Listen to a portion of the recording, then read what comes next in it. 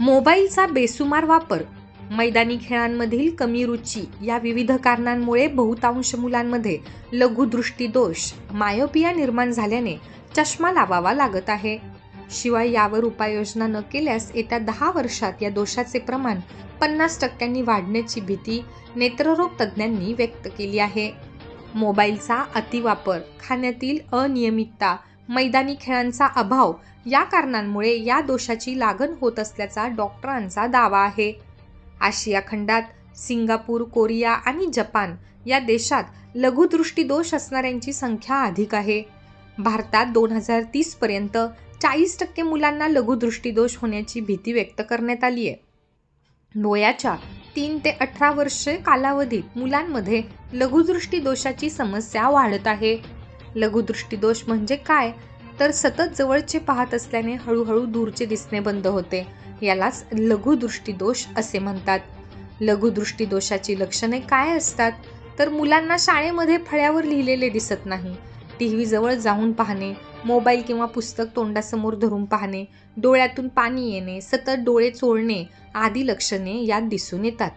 लहान मुलांमध्ये लघुदृष्टीदोष निर्माण झाल्यावर त्यांच्या चष्म्याचा क्रमांक हा -3 इतका असतो. मात्र वाढत्या वयाप्रमाणे चष्म्याचा क्रमांक वाढून त्यांच्या डोळ्यांच्या पडद्याला इजा पोहोचून कायमचे अंधत्व येण्याची शक्यता असते. तसेच ग्लुकोमा व मोतीबिंदूसारखे नेत्रविकार होण्याची शक्यता आहे. ज्येष्ठ नेत्ररोग तज्ज्ञ डॉक्टर राहुल मुठे यांनी काय सांगितले याबाबत पाहूयात. सर, सध्या लहान मुलांमध्ये दृष्टीदोषाचा परिणाम जाणवतोय. त्यांना बरेचदा म्हणजे ते मोबाईलमुळे असेल किंवा इतर कारणांमुळे असेल, त्यांना बरंचसं वाचताना किंवा लिहिताना तो त्रास जाणवतो. तर नेमकं काय आहे सर, काय सांगाल? त्याचं कारण असं आहे की मुलांमध्ये जो दृष्टीदोष असतो तो 99% मुलांना दूरची दृष्टी कमी असणं हा दृष्टीदोष असतो, ज्याला इंग्लिशमध्ये किंवा मेडिकल टर्मिनॉलॉजीमध्ये मायोपिया म्हणतात. आणि त्याच्यामुळे त्यांना दूरचं कमी दिसतं, फळ्यावरचं कमी दिसतं, ट्युशनला कमी दिसतं. आणि पूर्वीच्या काळी फक्त दूरदृष्टी हा दोष फक्त 10 ते 15% मुलांमध्ये आढळायचा. पण आता याचं प्रमाण साधारणतः 30% गेलेलं आहे. आणि एक जागतिक सर्वे नुकताच कंडक्ट करण्यात आलेला LV Prasad I institute Hyderabad तर्फे, तर त्याच्यामध्ये असं निष्कर्ष निघालेलं आहे की पुढच्या 20-25 वर्षामध्ये जे प्रमाण आता 30% आहे मुलांच्या दृष्टीदोषाचं, ते आता 50% जाणार आहे. आणि याच्यात सगळ्यात महत्वाचं कारण जे आहे किंवा दृष्टीदोष वाढतो काय मुलांमध्ये, त्याचं सगळ्यात महत्वाचं कारण आहे ते म्हणजे मोबाईलचा ओव्हरयूज किंवा टीव्ही जास्ती बघणं किंवा कॉम्प्युटर जास्ती बघणं. तर मुलांनी ही काळजी घेतली पाहिजे. आई वडील नसताना पण मुलं घरी एकटे असतात तेव्हा मोबाईल बघतात 3 तास, 4 तास, 5 तास. त्याच्यात निश्चित नंबर वाढण्याचं प्रमाण सगळ्या जगामध्ये मुलांमध्ये वाढून राहिलं. तर मुलांनी स्वतःची काळजी घेणं आवश्यक आहे. आणि आई वडिलांनी देखील मुलांना थोडंसं वारंवार सांगणं, जागरूक करणं आवश्यक आहे. एवढं जरी केलं तरी सुद्धा त्यांचे डोळे आयुष्यभर सुरक्षित राहू शकतात. धन्यवाद. थँक्यू. अमळनेर शहरातील छत्रपती शिवाजी महाराज नाट्यगृहात रविवारी पालखी नाटकाच्या प्रयोगाला प्रेक्षकांनी मोठी गर्दी केली होती. पालखी हे नाटक शंभू पाटील निर्मित व दिग्दर्शित असून सुप्रसिद्ध रंगकर्मी हर्षल पाटील यांची प्रमुख भूमिका साकारली आहे. लेखक दी.बा. मोकाशी लिखित पालखी या नाटकाने मनोरंजनाच्या माध्यमातून अमळनेरकरांना अंतर्मुख केले. जळगाव येथील RC बाफना ज्वेलर्सच्या सुवर्ण महोत्सवी वर्षानिमित्त संचालक सुशीलकुमार बाफना व श्रीमती नयनतारा बाफना यांनी पालखी नाटकासाठी प्रायोजकत्व स्वीकारून सहकार्य केले. 40 पेक्षा अधिक नाट्य कलाकार असलेल्या पालखी या नाटकाने प्रतिपंढरपूर असलेल्या अमळनेरकरांना वारीचा जिवंत अनुभव देत वारकऱ्यांमधील विठ्ठलाचे दर्शन घडविल्याने अमळनेरकर रसिकांनी नाटकास व कलाकारांना भरभरून दाद दिली. या प्रसंगी ज्येष्ठ रंगकर्मी शंभू पाटील यांनी अमळनेरकरांच्या रसिकतेला सलाम करीत आबालवृद्ध व दर्दी प्रेक्षकांचे आभार मानले.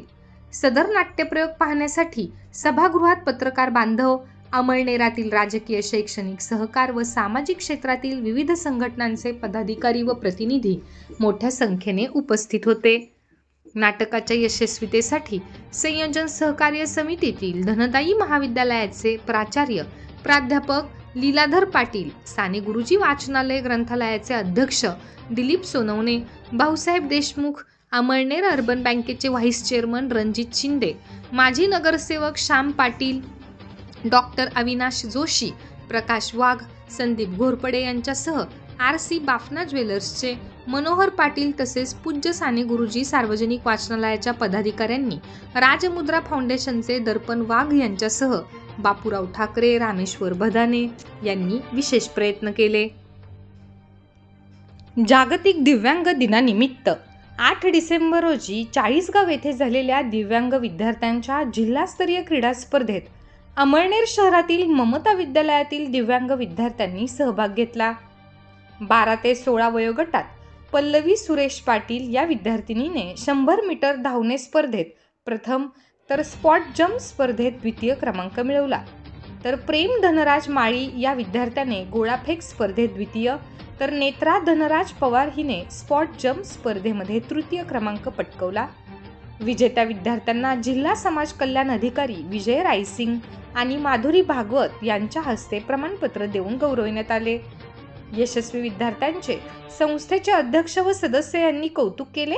विद्यार्थ्यांना मुख्याध्यापक विनोद पाटील आणि शिक्षकांनी मेहनत घेतली. अमळनेर प्रताप महाविद्यालयाच्या करिअर काउन्सिलिंग सेंटरच्या 3 विद्यार्थ्यांची महाराष्ट्रातील विविध जिल्हा न्यायालयात कनिष्ठ लिपिक या पदावर स्पर्धा परीक्षेद्वारे निवड झाली आहे.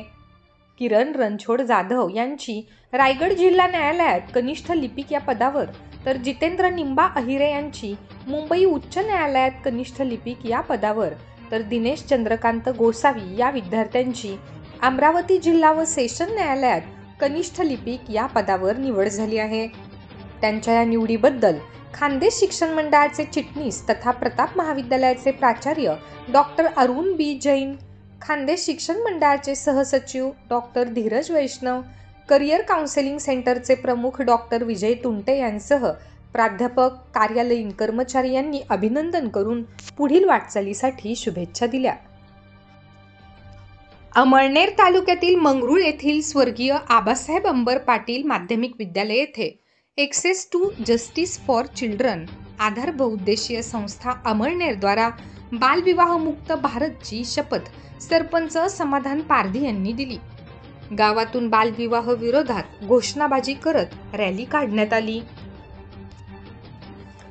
पिंपळे बुद्रुक येथील कैलासवासी सु आ पाटील माध्यमिक विद्यालयात आधार बहुउद्देशीय संस्थेच्या संयुक्त विद्यमाने बालविवाह मुक्त भारतची शपथ घेण्यात आली. तसेच सलाम मुंबई फाउंडेशन मुंबई द्वारा तंबाखूमुक्त भारतची शपथ घेण्यात आली. या निमित्ताने गावात प्रभात फेरी काढण्यात आली. तसेच समाजकार्य महाविद्यालयाचे राष्ट्रीय सेवा योजना स्वयंसेवक सागर कोळी, अनवर, कीर्ती, अनुजा, रत्ना, मयुरी या विद्यार्थ्यांनी पथनाट्याच्या माध्यमातून जनजागृती करण्यात आली. या प्रसंगी सरपंच ठगुबाई भीमराव पाटील, उपसरपंच योगेश अशोक पाटील, सर्व सदस्य, पिंपळे खुर्दच्या सरपंच वर्षा युवराज पाटील, सामाजिक कार्यकर्ते युवराज पाटील, मुख्याध्यापक यश भोसले उपस्थित होते.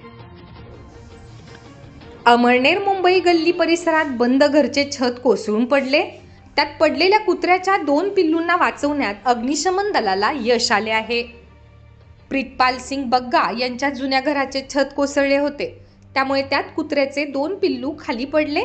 बंद घरामुळे ते बाहेर काढता येत नव्हते. मुख्याधिकारी तुषार नेरकर यांना कळवल्यावर अग्निशमन दल प्रमुख गणेश गोसावी यांच्या मार्गदर्शनाखाली दिनेश बिराडे, जफर पठाण, आनंदा झिंबल, आकाश संदानशिव, आकाश बाविस्कर यांनी सीडी लावून खाली उतरले आणि दोन्ही पिल्लांचे प्राण वाचवले. अमळनेर तालुक्यातील मारवड येथील रहिवासी आदिती विश्वनाथ पाटील या विद्यार्थिनीने राज्यस्तरीय सॉफ्ट टेनिस बॉल स्पर्धेमध्ये द्वितीय क्रमांक मिळवून सिल्व्हर पदक प्राप्त केले आहे. आदिती ही Gurukul English medium school and junior college Mudi येथे 12वी सायन्सचे शिक्षण घेत आहे. तिचे सर्वत्र कौतुक होत आहे. अमळनेर तालुक्यातील तरवाडे येथील 23 वर्षीय तरुणाचा स्वतःचा मालकीच्या विहिरीत बुडून मृत्यू झाल्याची घटना 9 डिसेंबर रोजी उघडकीस आली आहे. सुनील निंबा पाटील असे तरुणाचे नाव आहे. सदर तरुण TYBA चे शिक्षण करून घरी शेती व्यवसाय करत होता. 9 डिसेंबर रोजी सकाळी 10 वाजता तो स्वतःच्या मालकीच्या विहिरीत पडल्याचे समजल्याने गावातील लोकांनी त्याला बाहेर काढून ग्रामीण रुग्णालयात दाखल केले असता त्यास डॉक्टरांनी तपासून मृत घोषित केले.